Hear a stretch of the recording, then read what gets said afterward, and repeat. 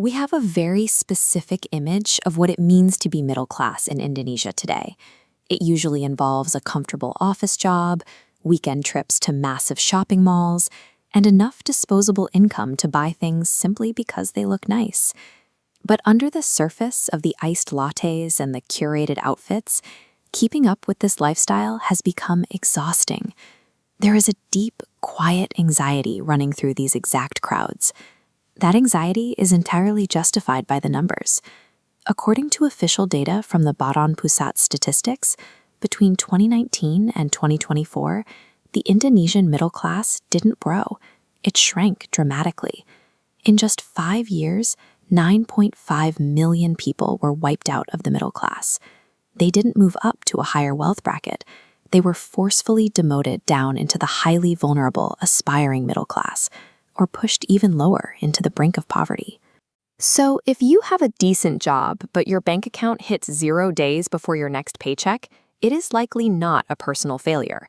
You are experiencing the symptoms of a massive national statistical collapse.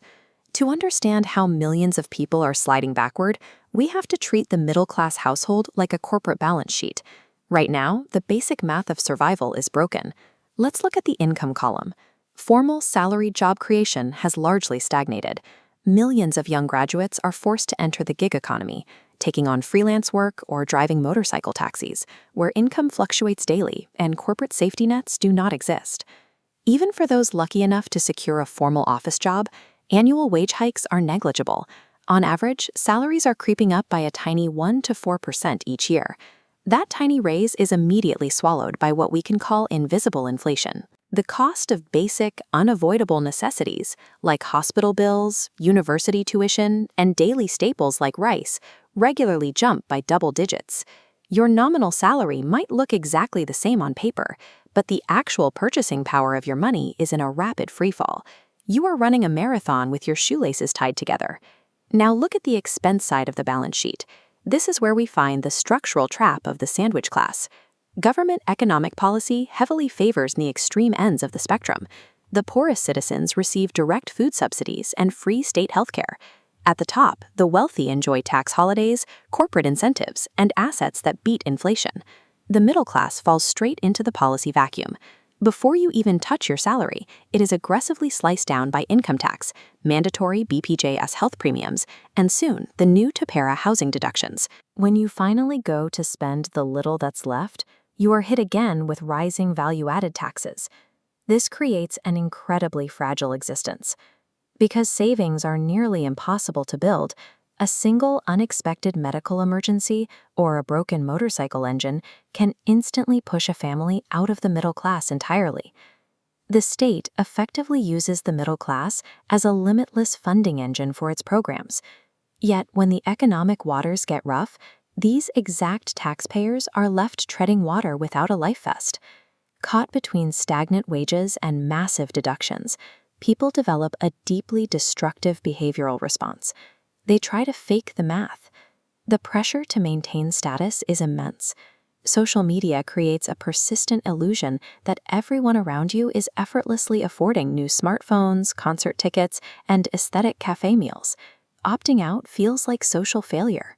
To bridge the gap between the salary they have and the lifestyle they are expected to project, millions turn to high-interest online loans, known locally as Pinjol, and Paylater credit schemes.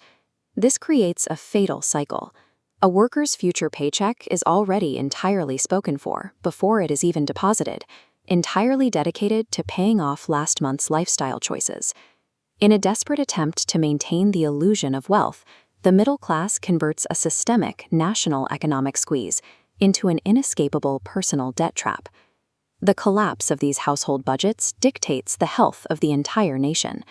The middle class and the aspiring middle class together drive over 80% of Indonesia's total domestic consumption.